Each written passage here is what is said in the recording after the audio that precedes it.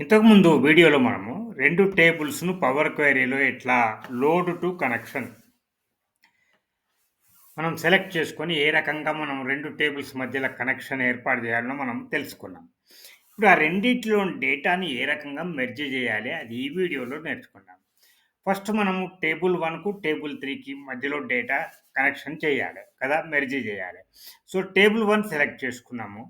Merge queries అని ఇక్కడ రిబ్బన్‌లో ఉంది చూసారా? ఆ డ్రాప్ డౌన్‌ను క్లిక్ చేద్దాం.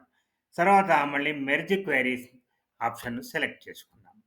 ఇప్పుడు ఇక్కడ ఒక డైలాగ్ బాక్స్ వస్తది. ఏ టేబుల్స్ వస్తాయి. ఏ టేబుల్ ఫస్ట్, ఏ టేబుల్ తర్వాత మనము డీటెయిల్స్ మనం ఎంటర్ చేయాలి. అప్పుడేమవుతదంటే ఆ రెండు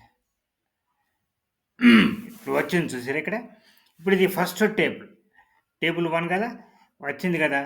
దీన్ని మనకు కస్టమర్ ఐడీ ఇదే గదా! Common data point. 2 టేబుల్‌లో ఈ కస్టమర్ ఐడీ ఉంది. కాబట్టి సెలెక్ట్ చేసుకుందాం. తర్వాత టేబుల్ 3 ఇది కస్టమర్ డేటా. ఇదొచ్చింది చూసారా? ఈ నేము, సిటీ, ఈ ఈమెయిల్ ఈ 3 డేటాలు మనం దానికి కనెక్ట్ చేయాలి. ఇక్కడ కింద ఏ రకమైన జాయిన్ జేయాలి?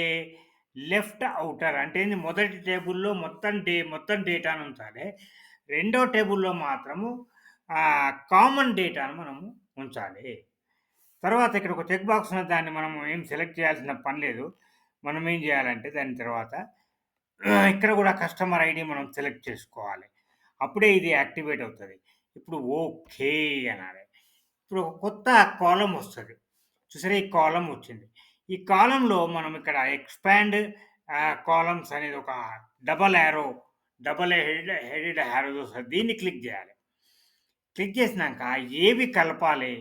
ఏ ఫీల్డ్స్ ఉంచాలి? ఏ ఫీల్డ్ ఉంచొద్దు అని మనం ఇక్కడ చెక్ బాక్స్‌ను సెలెక్ట్ చేసుకోవాలి. ఈ కస్టమర్ ఐడీ ఎందుకు మనకు మొదటి దానిలో ఉంది గదా! ఇది వద్దు. కస్టమర్ నేమ్ గావాలి, సిటీ గావాలి, ఈమెయిల్ గావాలి. ఓకే. క్లిక్ చేయాలి. చూసిర్రా? వచ్చేసినాయి. కస్టమర్ నేమ్ వచ్చింది. పక్కన మనం సైడ్‌కు స్క్రాల్ చేస్తే కస్టమర్ సిటీ వచ్చింది. ఈమెయిల్ వచ్చింది. కాబట్టి మనం ఇప్పుడు దీన్ని లోడ్ అండ్ క్లో క్లోజ్ అండ్ లోడ్ చేసేయాలి. అంటే ఇప్పుడు మనము 2 టేబుల్స్‌ను మెర్జ్ చేసేసినాం గదా! కస్టమర్ మాస్టర్‌లో మనం గనక న్యూ ఎంట్రీ గాని చేసినా, ఏదైనా చేంజెస్ చేసినా, చేసిన తర్వాత రిఫ్రెష్ ఆల్ డేటా ట్యాబ్‌లో రిఫ్రెష్ ఆల్‌ను మనము క్లిక్ చేసినట్టయితే అది అప్‌డేట్ అయిపోతది.